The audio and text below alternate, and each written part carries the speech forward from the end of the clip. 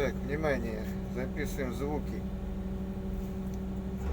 Ковш-то я каждый день мазал, а вот один день не помазал вверх рукой. Внимание, какие происходят звуки. Сейчас, внимание, побольше возьму. Вот.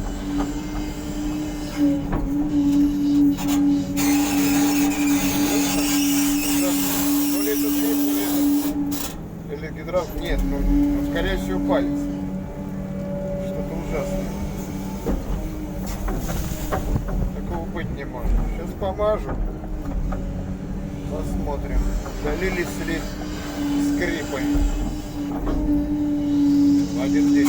Обычно их мажут раз в 3 дня хотя бы.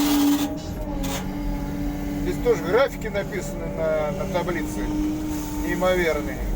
Чуть ли не по 500 часов шприцевания. Непонятно. Сейчас поставлю на ровную площадку. Буду искать причину скрипа. Делаем бульдозерные работы.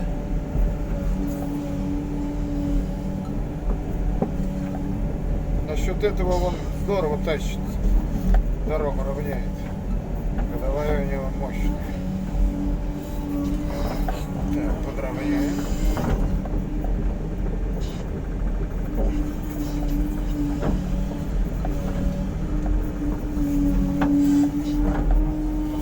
Все новое, 500 часов еще нету. Все я мажу.